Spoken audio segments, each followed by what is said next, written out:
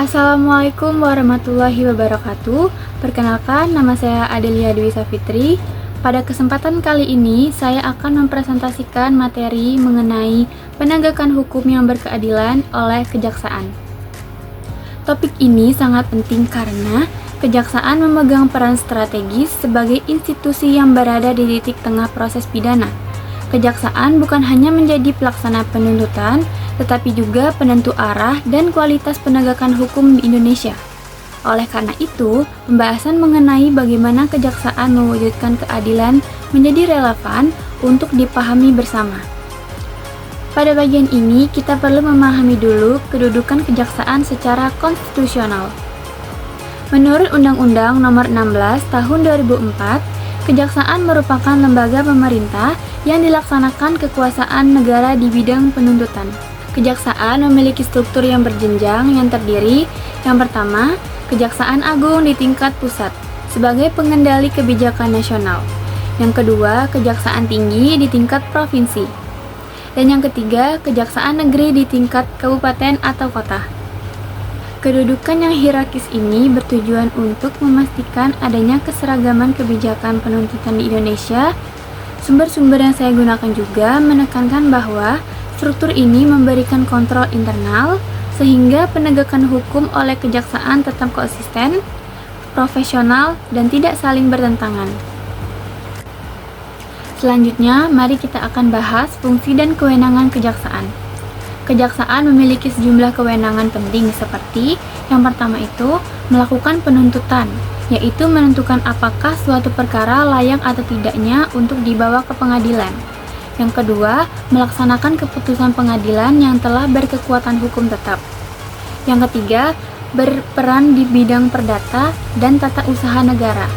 Misalnya, menjadi kuasa hukum negara dalam kasus perdata, melindungi kepentingan publik, dan menjaga keuangan negara. Yang keempat, melakukan tindakan pencegahan dan penindakan tindak pidana, yang terutama pada kasus korupsi, perlindungan anak, dan tindak pidana strategis lainnya.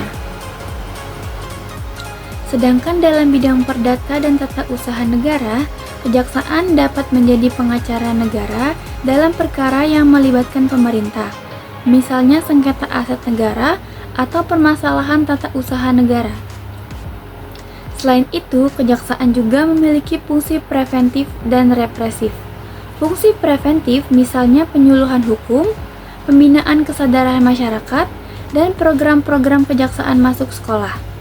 Fungsi represif adalah penindakan tindak pidana, mulai dari korupsi, narkoba, hingga kejahatan hukum lainnya. Dari sini kita memahami bahwa kejaksaan tidak hanya sekedar mengadili, tetapi juga menjaga kepentingan umum dan kepentingan negara. Penegakan hukum tidak hanya dipahami sebagai pelaksanaan undang-undang secara mekanis. Sumber akademik yang saya gunakan menekankan bahwa keadilan tidak boleh hanya bersifat formal ataupun prosedural.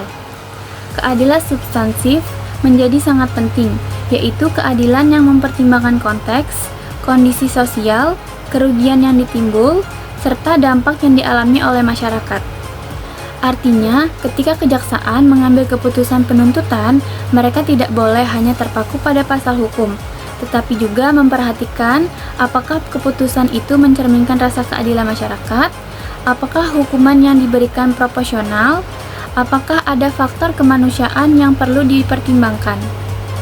Unsur keadilan dalam penegakan hukum. Sumber-sumber yang saya gunakan menjelaskan bahwa penegakan hukum yang berkeadilan memiliki 3 unsur utama. Yang pertama, kepastian hukum, yaitu aturan yang jelas dan dapat dijadikan pedoman. Yang kedua, keadilan, yaitu keputusan yang benar-benar memperhatikan nilai moral dan rasa keadilan sosial. Yang ketiga, kemanfaatan, yaitu apakah keputusan tersebut memberikan manfaat bagi masyarakat luas. Ketiga unsur ini harus berjalan seimbang.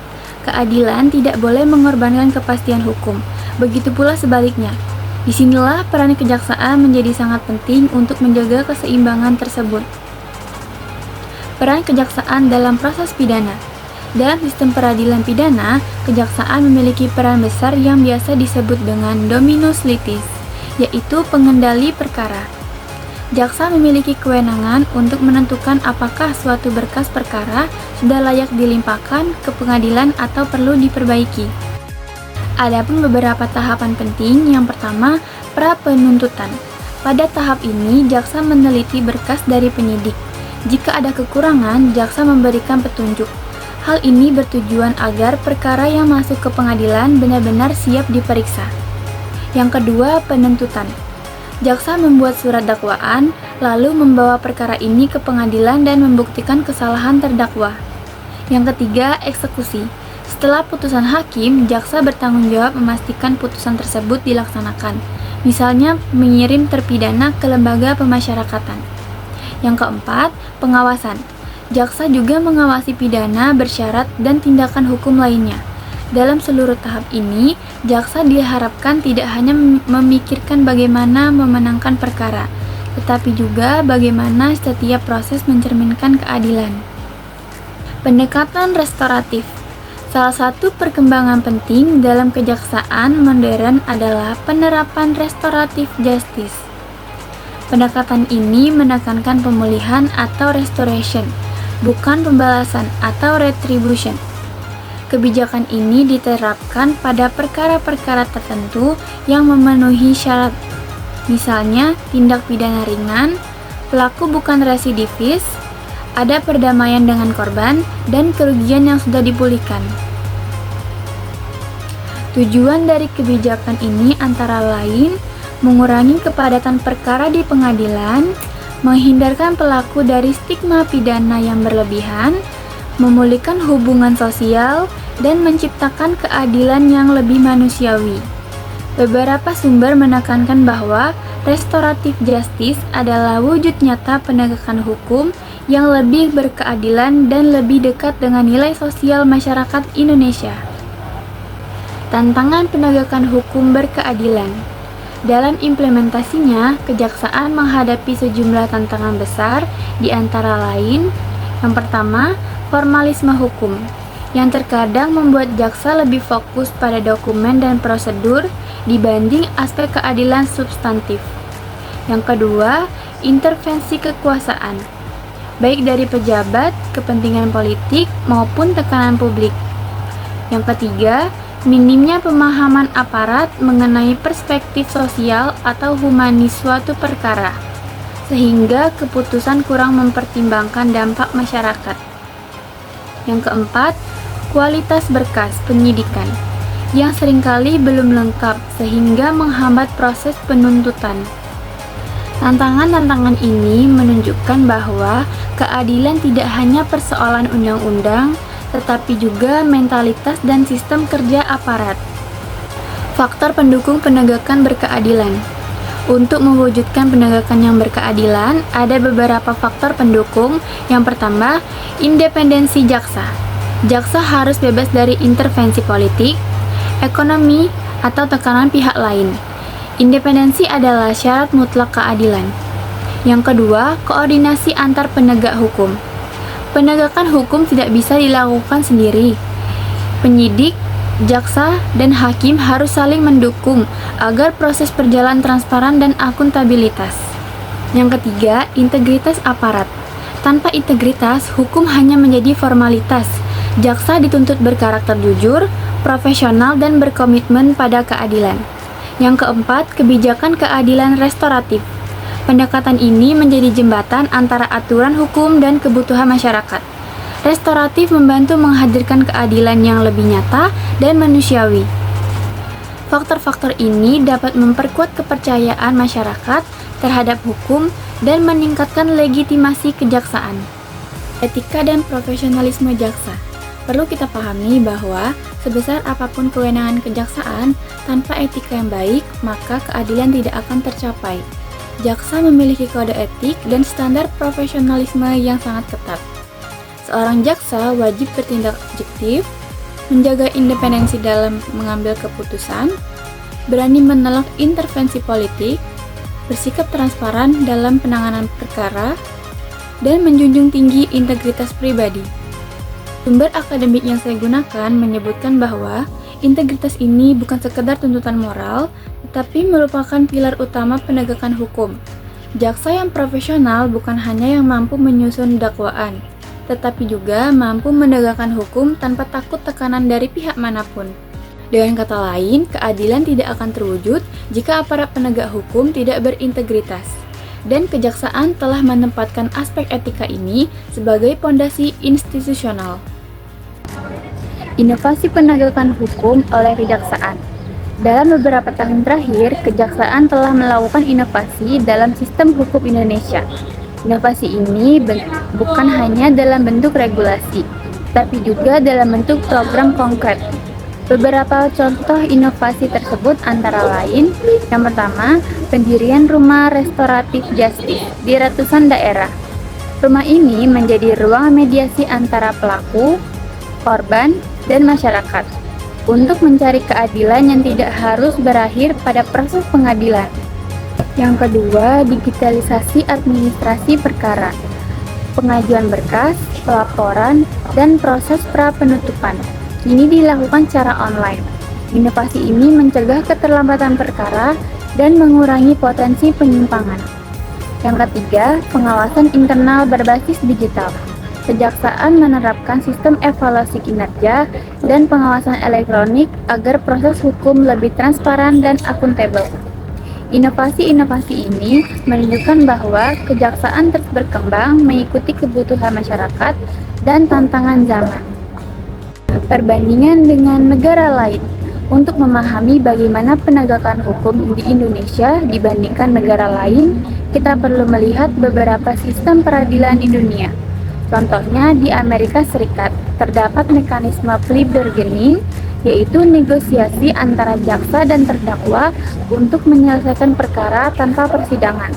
Mekanisme ini mempercepat proses hukum, namun sering dikritik karena tidak menempatkan korban sebagai bagian penting dalam menyelesaikan perkara. Berbeda dengan Jepang, jaksa dianggap sebagai penjaga keadilan. Mereka tidak hanya fokus pada pembuktian kesalahan, tetapi juga mencari kebenaran dan keseimbangan sosial. Sementara di Belanda, pendekatan restoratif sudah sangat kuat diterapkan bahkan sebelum perkara naik ke tingkat pengadilan. Hal ini menunjukkan bahwa budaya pemulihan sudah melekat dalam sistem hukum mereka. Perbandingan ini menunjukkan bahwa Indonesia sudah bergerak ke arah yang sama, yaitu sistem peradilan yang responsif, integratif, dan berorientasi pada pemulihan. Harapan untuk masa depan. Pada bagian ini kita melihat harapan dan peluang yang dimiliki kejaksaan di masa depan. Penegakan hukum yang berkeadilan perlu terus dikembangkan melalui beberapa hal. Antara lain, yang pertama, penguatan kualitas sumber daya manusia. Yang kedua, peningkatan integritas dan profesionalisme. Yang ketiga, pengembangan kebijakan dan inovasi yang adaptif. Yang keempat, perluasan penerapan restoratif justice, serta peningkatan kepercayaan masyarakat terhadap kejaksaan. Sebagai penutup, dapat saya sampaikan beberapa poin utama. Yang pertama, kejaksaan memiliki peran strategis dalam sistem peradilan pidana sebagai pengendali perkara. Yang kedua, penegakan hukum yang berkeadilan harus memperhatikan kepastian hukum, keadilan substantif, dan kemanfaatan bagi masyarakat. Yang ketiga, penegakan hukum tidak hanya soal proses formal, tetapi juga nilai kemanusiaan, keadilan sosial, dan konteks masyarakat. Yang keempat, kejaksaan telah mengembangkan pendekatan keadilan restoratif sebagai upaya untuk mewujudkan keadilan yang lebih manusiawi. Yang kelima, meski masih banyak tantangan seperti intervensi dan formalisme berlebihan, terdapat faktor-faktor penting yang dapat mendukung, yaitu independensi, integritas, koordinasi, dan reformasi kebijakan. Dari berbagai materi yang sudah kita bahas, kita juga menyadari bahwa penegakan hukum yang berkeadilan tidak bebas dari tantangan. Ada ancaman terhadap aparat penegak hukum, rentannya praktik penyalahgunaan wewenang, kurangnya pemahaman masyarakat, hingga lemahnya integritas dan profesionalitas di lapangan. Maka, tantangan terbesar kita bukan hanya sekedar menegakkan aturan. Tantangannya juga adalah menjaga agar hukum itu tetap hidup dan berpihak pada keadilan yang sejati. Disinilah pentingnya reformasi, pengawasan, peningkatan kapasitas dan integritas aparat penegak hukum, termasuk kejaksaan. Jika semua itu berjalan beriringan, jika kita terus memperkuat akuntabilitas, memperbaiki sistem peradilan pidana, dan melibatkan masyarakat, maka keadilan itu bukan lagi sekedar cita-cita. Ia akan menjadi kenyataan yang dapat dirasakan. Penegakan hukum tidak akan pernah sempurna tanpa manusia yang adil di baliknya. Dan negara yang adil adalah negara yang menegakkan hukum dengan hati, bukan hanya dengan kekuatan undang-undang. Semoga dengan pemahaman ini, kita mampu terus mengawal penegakan hukum yang lebih humanis, lebih bermartabat, dan benar-benar berkeadilan bagi seluruh masyarakat Indonesia. Itu saja yang mungkin dapat saya sampaikan. Saya akhiri. Wassalamualaikum warahmatullahi wabarakatuh.